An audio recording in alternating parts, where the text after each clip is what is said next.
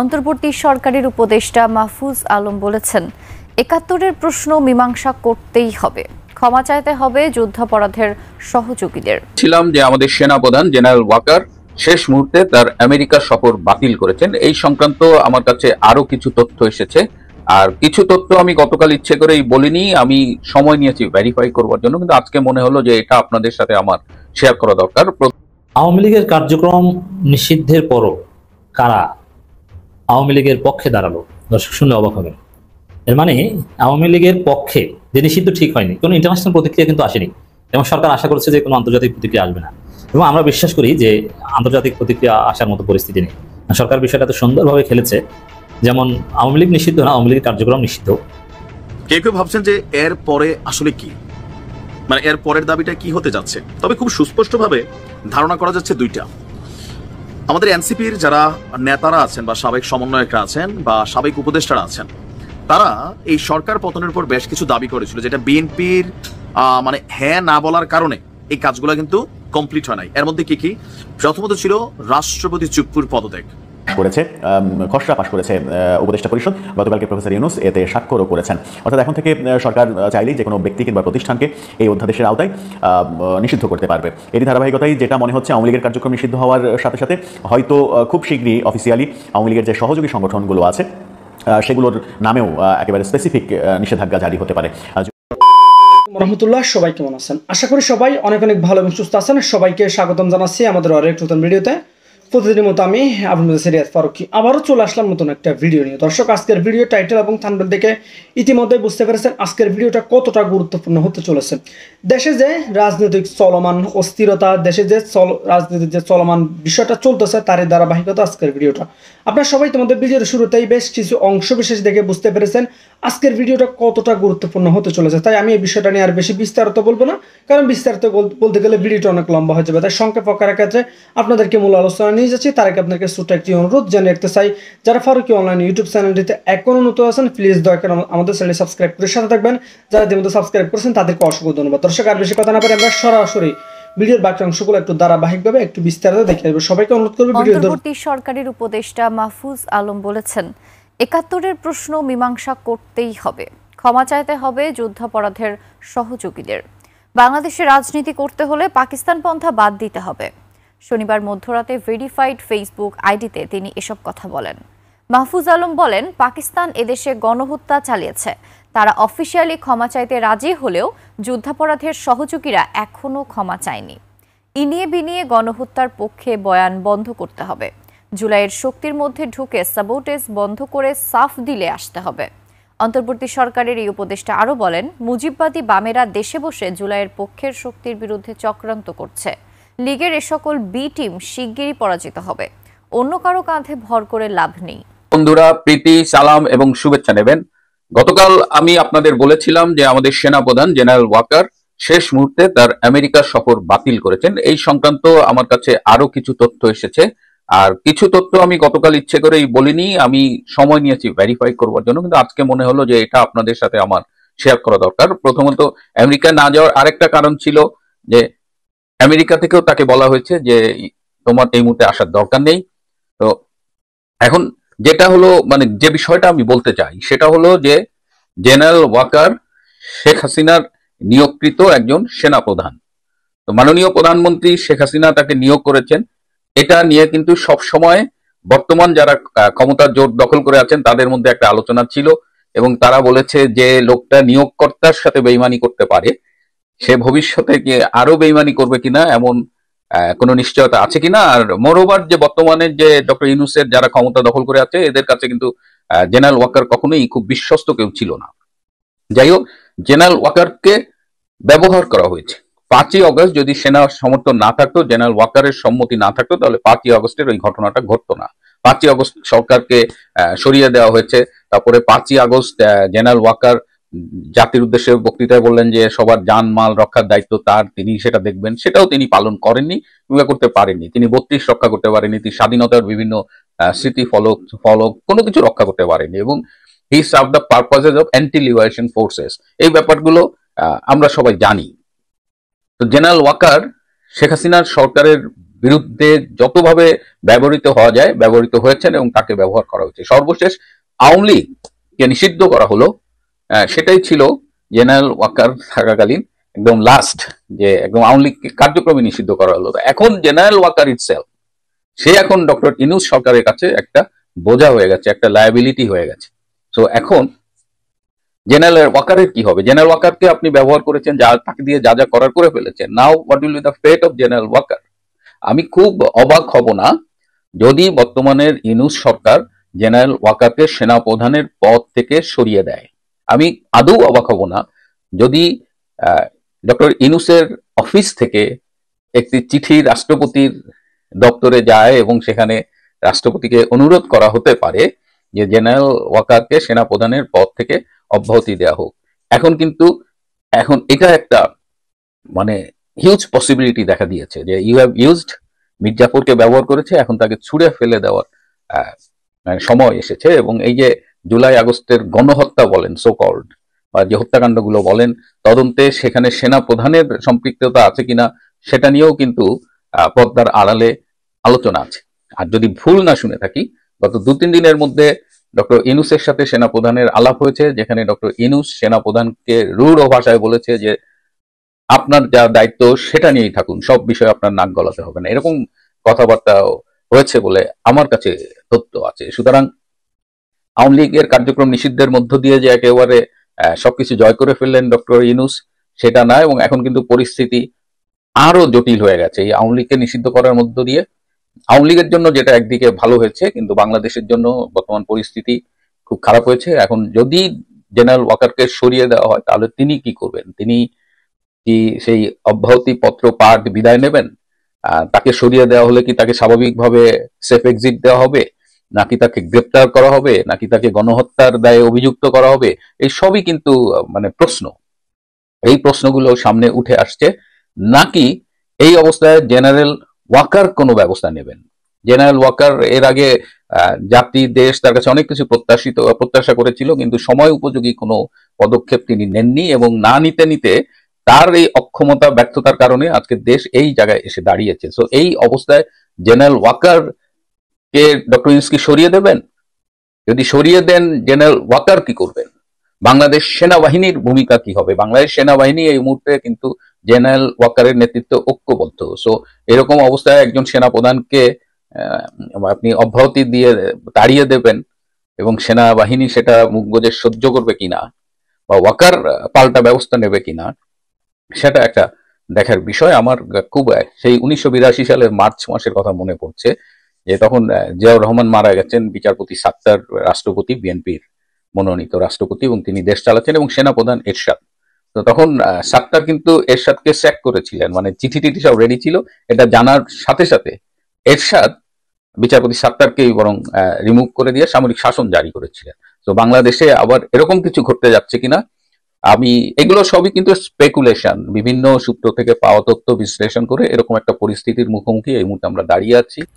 আওয়ামী লীগের কার্যক্রম নিষিদ্ধের পরও কারা আওয়ামী লীগের পক্ষে দাঁড়ালো? দর্শক শুনলে অবাক হবেন। এর মানে আওয়ামী লীগের পক্ষে যে নিষিদ্ধ ঠিক হয়নি, কোনো ইন্টারন্যাশনাল প্রতিক্রিয়া কিন্তু আসেনি, এবং সরকার আশা করছে যে কোনো আন্তর্জাতিক প্রতিক্রিয়া আসবে না। এবং আমরা বিশ্বাস করি যে আন্তর্জাতিক প্রতিক্রিয়া আসার মতো পরিস্থিতি নেই। সরকার বিষয়টা এত সুন্দরভাবে খেলেছে, যেমন আওয়ামী লীগ নিষিদ্ধ না, আওয়ামী লীগের কার্যক্রম নিষিদ্ধ, তাও আবার ইন্টারিম পিরিয়ডে বিচার হবে।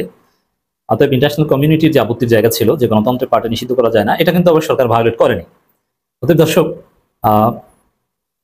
কিন্তু দেশের কিছু দালাল আওয়ামী লীগের পক্ষে কিন্তু দাঁড়িয়েছে যে আওয়ামী লীগ নিষিদ্ধ ঠিক হয়নি। কেউ কিন্তু কথা বলেছে। তারা কারা? তাদেরকে চিনে রাখাটা জরুরি, যে জনগণ, শিক্ষার্থীরা, এদেশের নাগরিকরা এই তীব্র তাপদাহের মধ্যে রাজপথে থেকে অসুস্থ হয়ে আওয়ামী লীগ নিষিদ্ধের দাবি আদায় করেছে। কিন্তু কিছু লোক এই দাবি মানতে পারছে না। কেউ হচ্ছে প্রকাশ্যে আওয়ামী লীগের পক্ষ নিচ্ছে। হ্যাঁ, এটা সম্ভব যে প্রকাশ্যে আওয়ামী লীগের পক্ষ নিচ্ছে, আওয়ামী লীগ নিষিদ্ধ করায় আছে, এটা আছে। আবার কেউ হচ্ছে অপ্রকাশ্যে গোপনে আওয়ামী লীগ নিষিদ্ধের সিদ্ধান্ত সঠিক হয়নি এটা বলার চেষ্টা করছে। তো তারা কারা একটু দেখি। দর্শক, প্রথমে প্রকাশ্যে দালাল পাওয়া গেছে, আর যারা তারা এখন সাহস পায় না, কিন্তু অসন্তুষ্ট। আমি বলবো সব বঙ্গবীর কাদের সিদ্দিকী বলছেন আওয়ামী লীগ কচু পাতার পানি না। এর মানে নিষিদ্ধ করলে না নিষিদ্ধ হয়ে যাবে তা না, আওয়ামী লীগ কচু পাতার পানি না, আওয়ামী লীগের পক্ষে বলার লোক পাওয়া গেছে। এটা হচ্ছে জামাত ইসলামী যখন নিষিদ্ধ করা হয়েছে তখন আমরা বলতাম বা জামাতের লোকজন বলতো যে জামাত ইসলামী কচু পাতার পানি না, যে নিষিদ্ধ করলে নিষিদ্ধ হয়ে যাবে, জামাতকে কেউ নিষিদ্ধ করতে পারবে না, জামাতকে যারা নিষিদ্ধ করবে তারা নিষিদ্ধ হয়ে যাবে, এই কথা আমরা বলেছিলাম।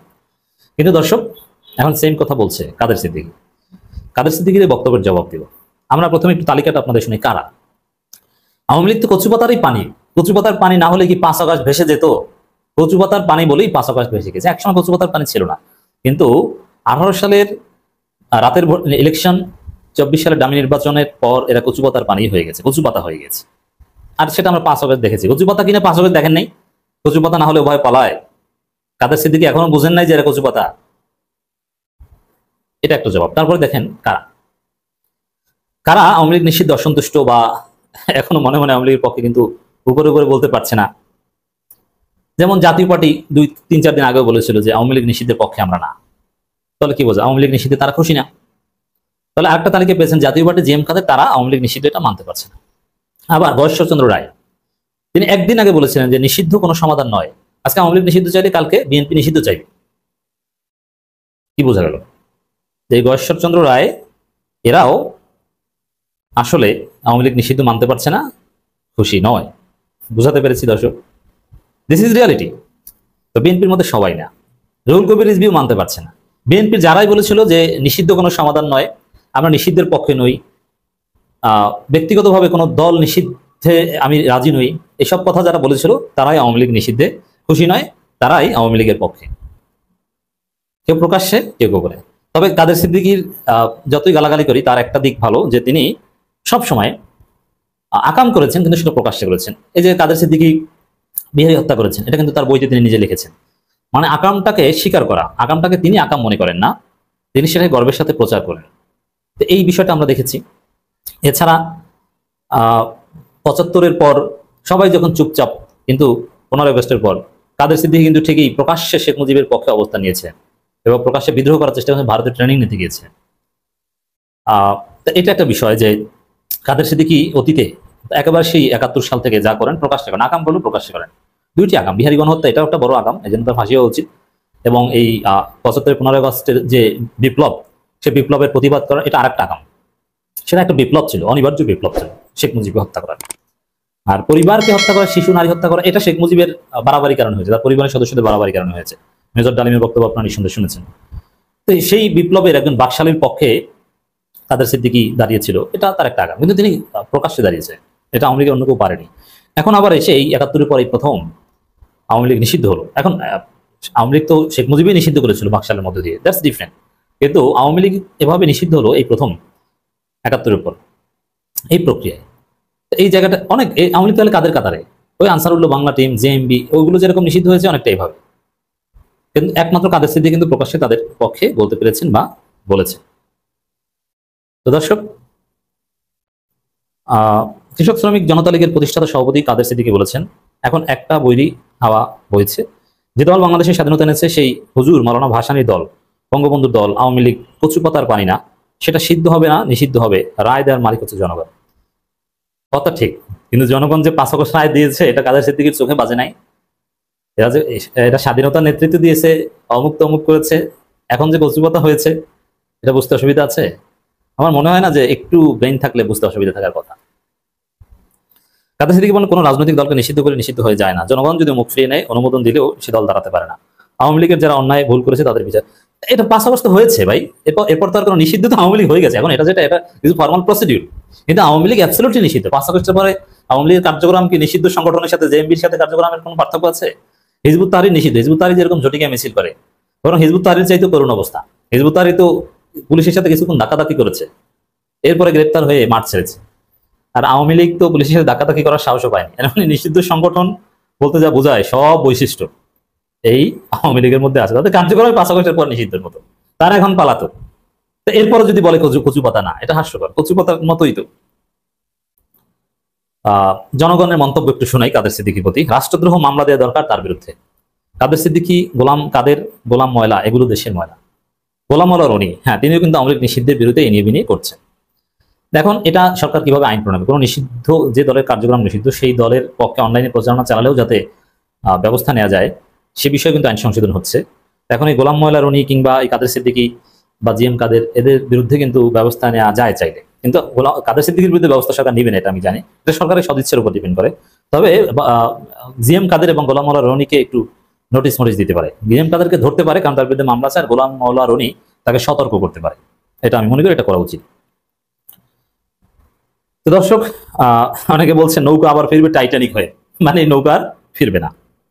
তা আপনাদেরকে আসলে বোঝাতে পেরেছি যে বিএনপি কেউ এই কাদের সিদ্দিকী, জিএম কাদের এরকম কিছু কিছু লোক আওয়ামী লীগ নিষিদ্ধ মানতে পারছে না, আওয়ামী লীগের পক্ষে এখনো আছে প্রকাশ্যে এবং গোপনে। আসসালামু আলাইকুম। কেউ ভাবছেন যে এর পরে আসলে কি, মানে এর পরের দাবিটা কি হতে যাচ্ছে, তবে খুব সুস্পষ্টভাবে ধারণা করা যাচ্ছে দুইটা। আমাদের এনসিপির যারা নেতারা আছেন বা সাবেক সমন্বয়করা আছেন বা সাবেক উপদেষ্টারা আছেন, তারা এই সরকার পতনের পর বেশ কিছু দাবি করেছিল, যেটা বিএনপির মানে হ্যাঁ না বলার কারণে এই কাজগুলো কিন্তু কমপ্লিট হয় নাই। এর মধ্যে কি কি? প্রথমত ছিল রাষ্ট্রপতি চুপ্পুর পদত্যাগ, আওয়ামী লীগ নিষিদ্ধকরণ, নতুন সংবিধান প্রণয়ন। এই তিনটা ছিল তাদের শতভাগ মেইন ইস্যু। আবার ছাত্রলীগ, যুবলীগ এগুলো আলাদা যেগুলো সংগঠন আছে ওইগুলো নিষিদ্ধ, এবং বিচার নিশ্চিত করা। তো বিচারের বিষয়টা লম্বাচূড়া, ট্রাইব্যুনাল গঠন হয়েছে, সেখানে অনেক কিছু চলছে।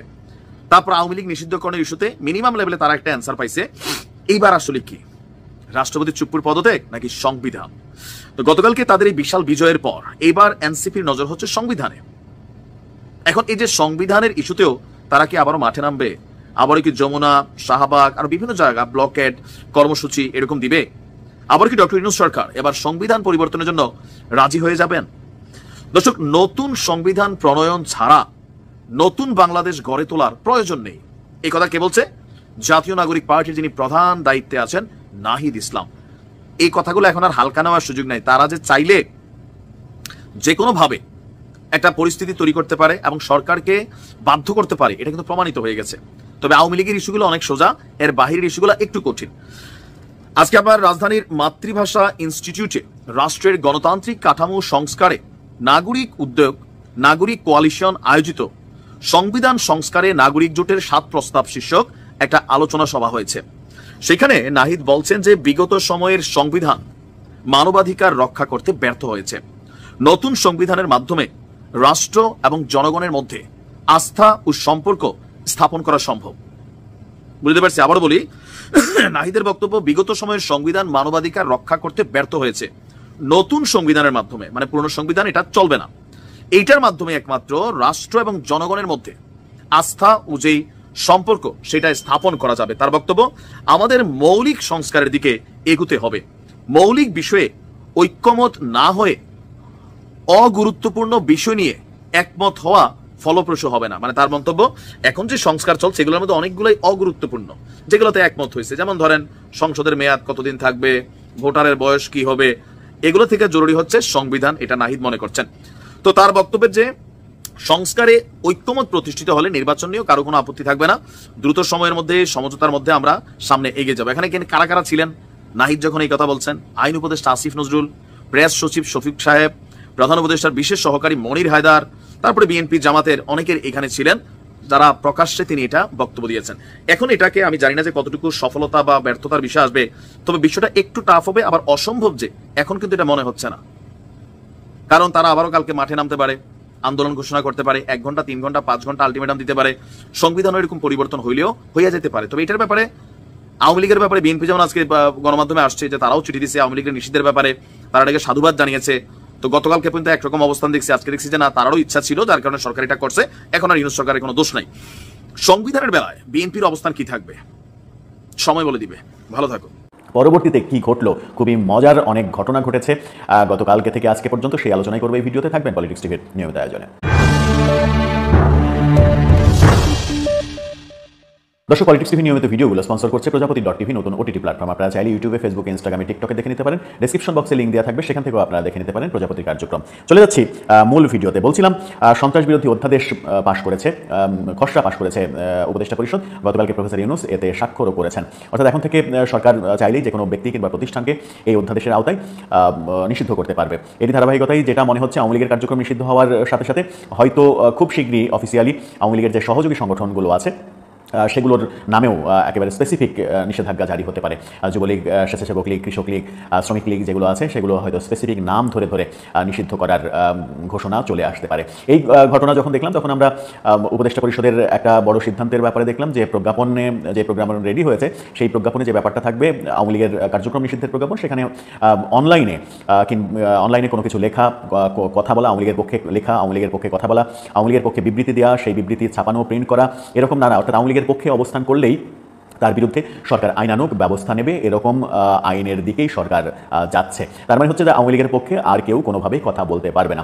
আওয়ামী লীগের লোকজন থেমে যাবে কিনা এখন, সেটাও একটা বড় প্রশ্ন। এই ঘটনাগুলো যখন আমরা দেখছিলাম তখন উপদেষ্টা মাহফুজ আবদুল্লাহর একটা স্ট্যাটাস, যেটা আমরা এর আগে আলোচনা করেছিলাম, যে তিনি দুটি কথা শিরোনামে একটি ফেসবুক স্ট্যাটাস দিয়েছিলেন। সেই ফেসবুক স্ট্যাটাসে বলেছিলেন যে ৭১-এর মীমাংসা করতেই হবে, যুদ্ধাপরাধীদের সহযোগীদের ক্ষমা চাইতে হবে। এই ব্যাপারগুলো যেটা নিয়ে আমরা একটা ভিডিও বানিয়েছিলাম। সেই ব্যাপারটা বেশ বড় আকার ধারণ করেছে।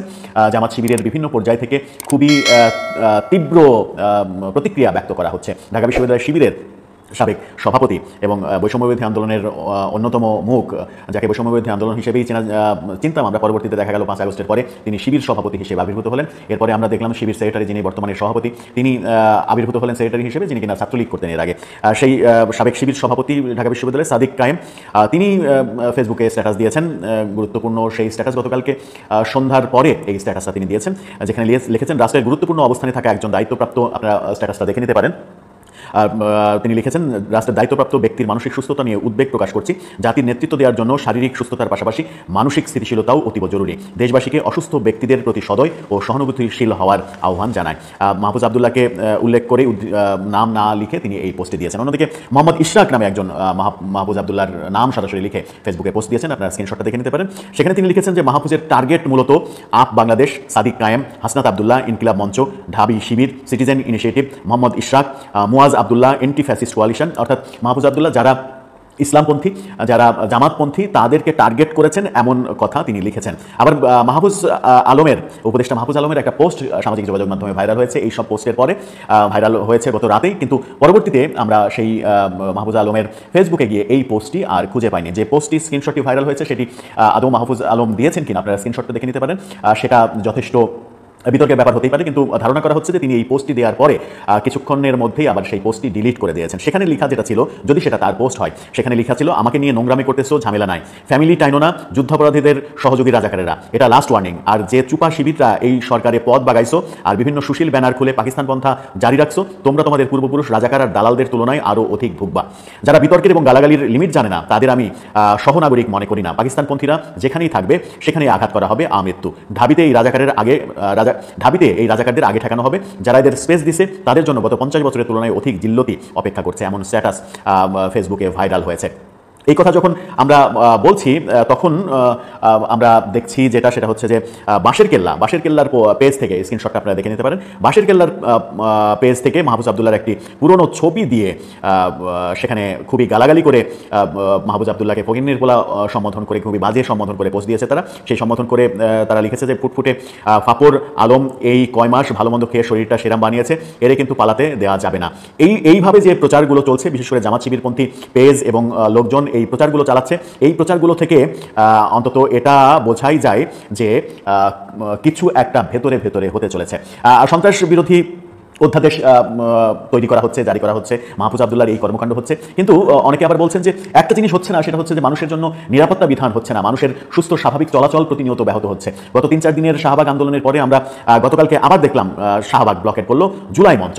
এই চ্যানেল 24-এর এই ফটোকার্ডটা আপনারা দেখে নিতে পারেন। তারা নিশ্চিত করছে যে শাহবাগ আবারও ব্লকেট করেছে জুলাই মঞ্চ। সেই মঞ্চে কয়েকজন মাত্র 10-12 জন মঞ্চে বসে আছে, সেরকম এই 10-12 জনের একটা দল শাহবাগ আবার ব্লকেট করেছে, শাহবাগের রাস্তা বন্ধ করেছে। কিন্তু পরবর্তীতে আমরা পুলিশের অ্যাকশন দেখেছি, শাহবাগ মুক্ত করার জন্য পুলিশের অ্যাকশন, যেটা ইতিবাচক বলে মনে হচ্ছে যে অবশেষে সরকারের হয়তো টনক নড়েছে যে শাহবাগের মতো গুরুত্বপূর্ণ জায়গায় আন্দোলনের নামে যা কিছু যত নাটক হচ্ছে এটা জনভোগান্তি তৈরি করছে। জনভোগান্তির দিকে সরকারের দৃষ্টি আছে কিনা সেই প্রশ্নও অনেকে তুলছেন, কারণ সমাবেশ, মিছিল, মিটিং এগুলো শাহবাগ মোড়ে কেন হবে, কেন এই সব এলাকায় মিছিল মিটিং নিষিদ্ধ পুলিশ করার পরেও সেখানে এই এনসিপিদের মিছিল মিটিং সমাবেশ করতে দেওয়া হবে, সেই জন্য সরকার বিতর্কিত হয়েছে। সরকার নানাভাবে বিতর্কিত হয়েছে, কিন্তু মাহফুজ আলম ব্যক্তিগতভাবে আবার নতুন করে বিতর্কের মুখে পড়লেন। অনেকে বলছেন যে জামাত শিবিরের রোশানলে পড়তে যাচ্ছেন মাহফুজ আলম, এবং এই রোশানলে পড়লে বড় ধরনের মাহফুজ আলম বিরোধী আন্দোলন দেখতে পেলেও অবাক হওয়ার কিছু মতামত দ্রুত কমেন্টে জানিয়ে ফেলুন। এতক্ষণ আমাদের চ্যানেলের সাথে থাকার জন্য সবাইকে অসংখ্য ধন্যবাদ জানিয়ে শেষ করবো আজকের ভিডিওটি। ভালো থাকবেন, সুস্থ থাকবেন, আল্লাহ হাফিজ।